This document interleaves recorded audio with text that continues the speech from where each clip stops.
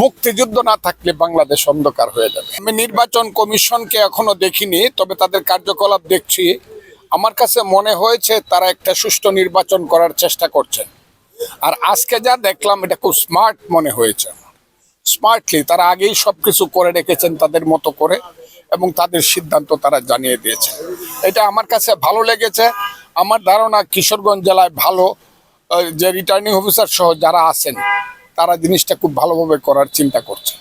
এটা হলো আমার আপনার না, এটা ওই যে 1% যেটা, এই 1%-এর যে কন্ডিশন, যেটা সত্য যে স্বতন্ত্র ইলেকশন করলে 1% মানুষের দস্তখত লাগবে, এটা আমি সমর্থন আগেও করি না, এখনো করি না, আগামী দিনেও করব না।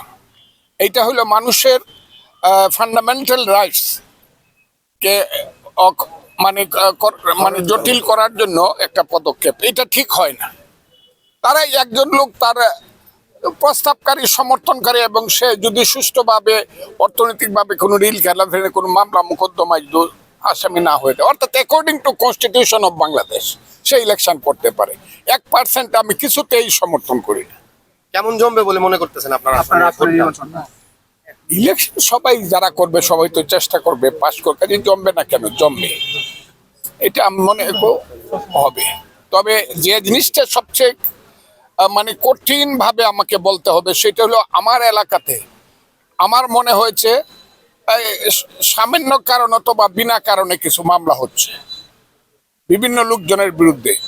অপরাধী যারা, তাদের নামে মামলা হোক বা আইনগতভাবে বিচারের মাধ্যমে শাস্তি হোক, এটা আমার কোনো আপত্তি না। আমার টোটাল আপত্তি হইলো ওখানে অনেক নিরীহ মানুষের নামে বিনা কারণে মামলা হচ্ছে, এবং সেই মামলাগুলো হলে ভোট কিন্তু ঠিকভাবে হবে না, মানুষ সেন্টারে আসবে না।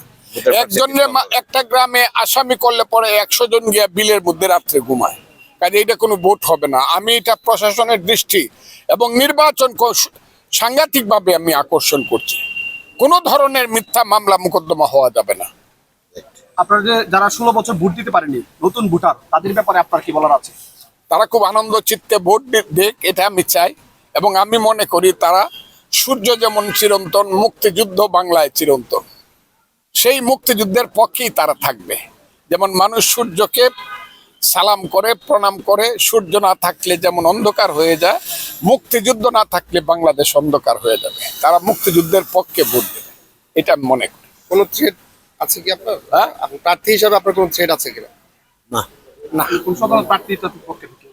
না না, আমি সমস্ত প্রার্থীর প্রতি আমার শুভেচ্ছা রইল। এগুলো আমি, আর যারা দাঁড়াইছে বেশিরভাগ আমার ছোট ভাই এবং সন্তানের মতো, এদের সাথে আমার কোনো নাই। ফোর্স ইলেকশন করুক।